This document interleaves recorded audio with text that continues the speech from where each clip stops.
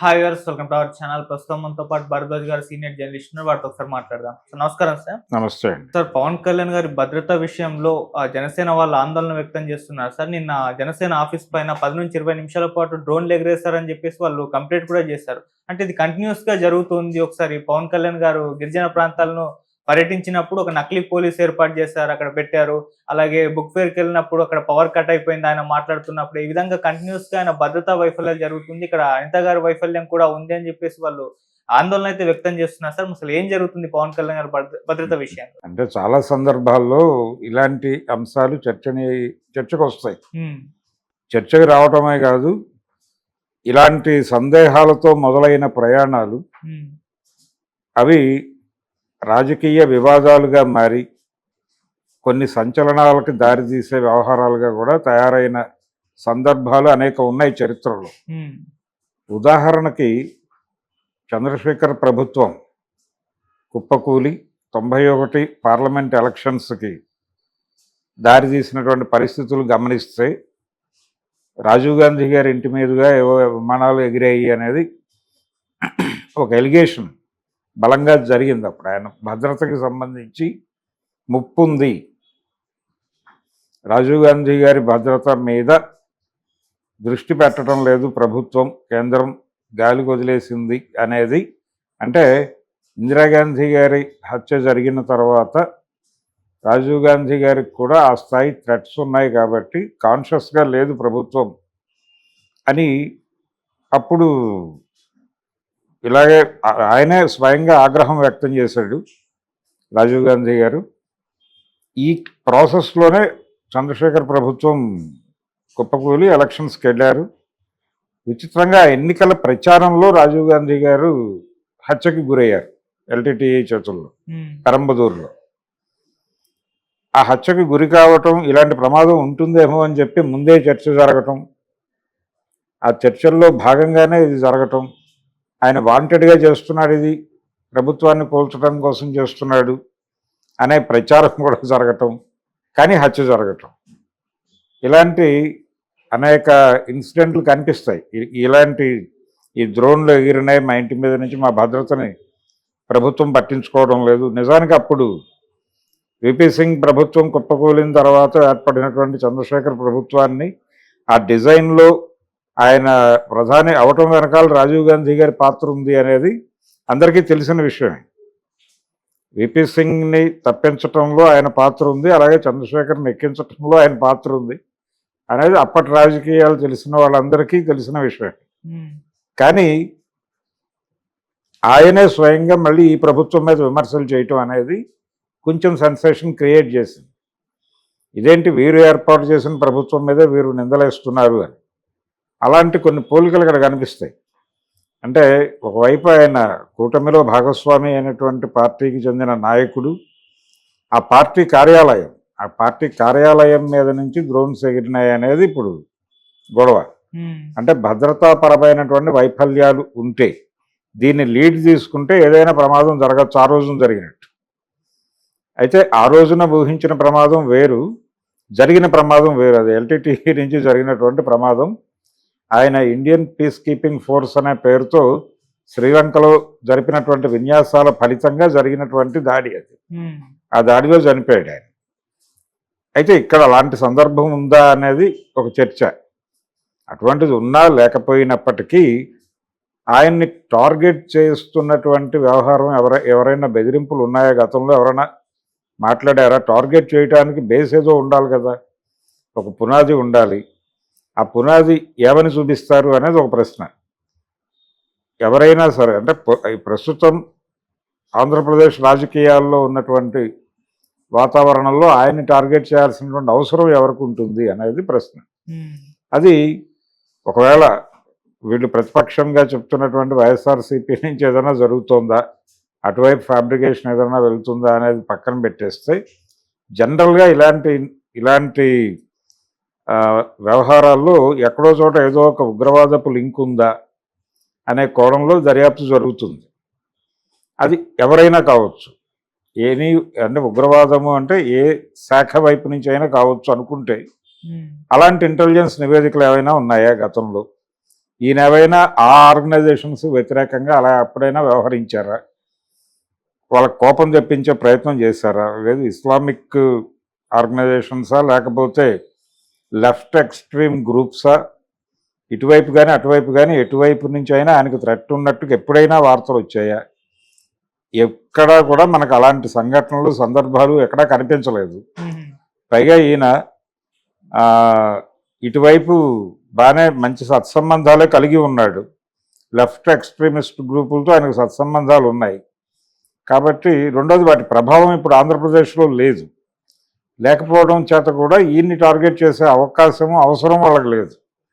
So అది పక్కన పెట్టేస్తే, ఈయన ఈ మధ్యకాలంలో సనాతన ధర్మాన్ని భుజాన్ని వేసుకుని కొంచెం అగ్రెసివ్గా ఆ ప్రాపకాండా చేస్తూ ఆ సెక్షన్కి రిప్రజెంటేటివ్గా వ్యవహరిస్తున్న సందర్భంలో ఏదైనా అట్నుంచి ఇంకొక మతం తాలూకా ఆల్రెడీ ఇప్పుడు ఎక్స్ట్రీమిజం, రిలీజియన్ లింక్ చేసి మాట్లాడుతున్న సందర్భాల్లో అనివార్యంగా ఇస్లాం ప్రస్తావన వస్తుంది.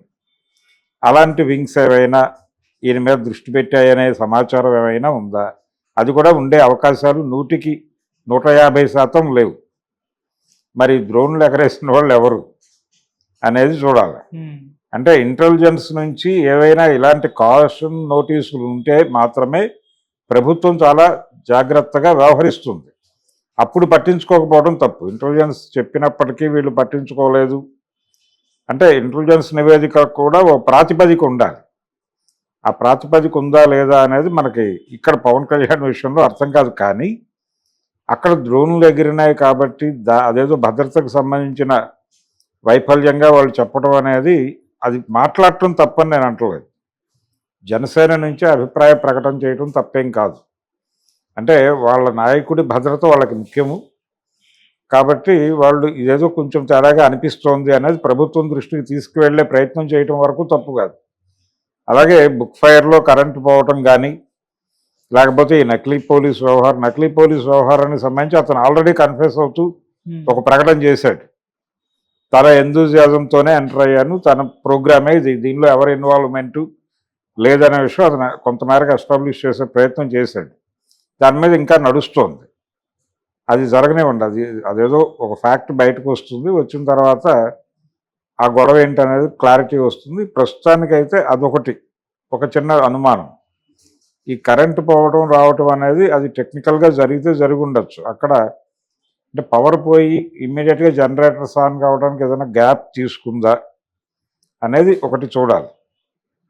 వాంటెడ్గానే జరిగిందా అది అక్కడ దర్యాప్తులో తేలిపోయే వ్యవహారమే. ఆ కరెంటు ఆపరేషన్స్ ఎవరు చేస్తున్నారు, అక్కడ విద్యుత్ సరఫరాకు సంబంధించిన ఆపరేషన్స్ ఎవరు చేస్తున్నారో వాళ్ళని పట్టుకుని ఇంట్రాగేట్ చేస్తే బయటకు వచ్చే విషయమే అది. సో అది కొంత క్లారిటీ ఉన్న గొడవే.